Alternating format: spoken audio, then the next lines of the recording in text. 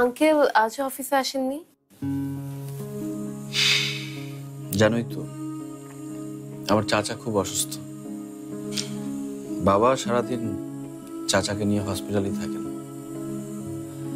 মাঝে মধ্যে বাসায় রাতে ফিরেন একটু ঘুমানোর জন্য। হ্যাঁ, আসলে আঙ্কেলকে কয়েকদিন ধরে খুবই টেন্স লাগছে। খুব, বাবা খুব ভেঙে পড়েছেন। চাচার সাথে বাবার অ্যাটাচমেন্ট এত গভীর আমি কখনো ভাবতেও পারিনি। আমরা তো কখনো ওভাবে দেখিনি, মানে চাচার বাসায় সেই কবে গিয়েছি মনেও নেই, আর ওনারাও খুব একটা আসেন না। এদিকে চাচা যখন অসুস্থ হয়ে পড়লেন, বাবাকে আমরা উদ্ভ্রান্তের মতো কখনো দেখিনি আমি। তোমার চাচার ট্রিটমেন্ট কেমন হচ্ছে? হচ্ছে, তবে ডক্টররা খুব একটা আশাবাদী না। মানে এসব কেসে যা হয় আর কি।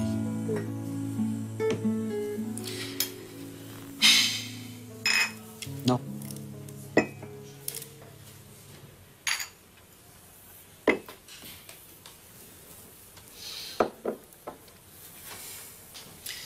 তবে জানো, আমার টেনশন হচ্ছে বাবাকে নিয়ে।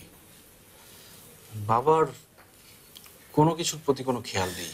বাবাকে এতটা বিচলিত আমি কখনো দেখিনি। মানে তার স্বাস্থ্যের প্রতিও কোনো খেয়াল নেই। ভয় পাচ্ছি বাবার না আবার কিছু হয়ে যায়। ফারহান, ফারহান রিল্যাক্স, তুমি এত চিন্তা করো না। শোনো, আঙ্কেল অনেক শক্ত একজন মানুষ। তুমি দেখো, উনি ঠিকই নিজেকে সামলে নিতে পারবেন। I hope so. নাও।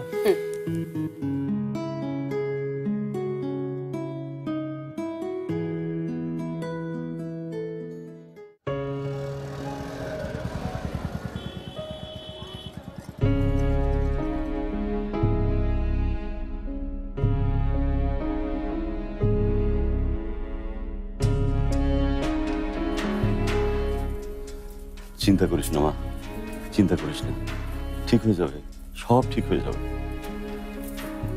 বস বস বস বস।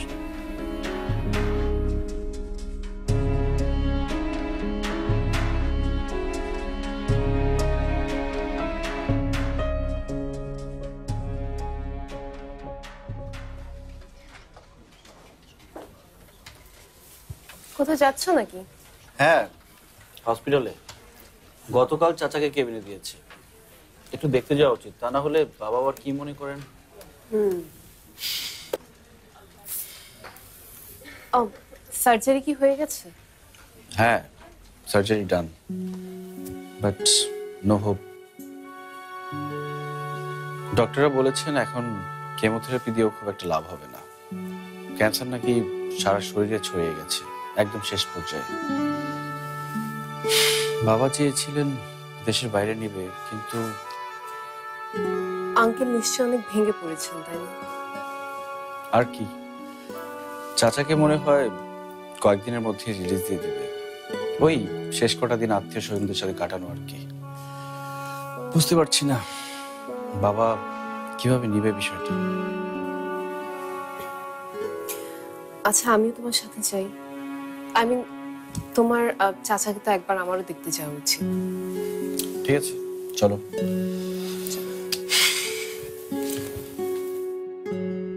ভাইজান, ডাক্তার তো বলেছেই যে চিন্তার কিছু নেই, অপারেশন হয়ে গেছে। এখন মেডিসিনগুলো টাইম মতো খেলেই আপনি একেবারে সুস্থ হয়ে উঠবেন।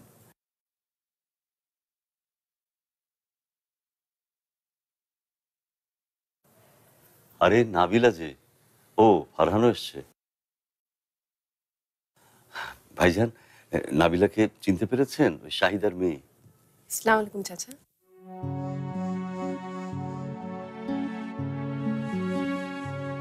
কেমন আছো ঝুমুর? জি, ভালো। নাবিলা চাচার জন্য ফুল এনেছে।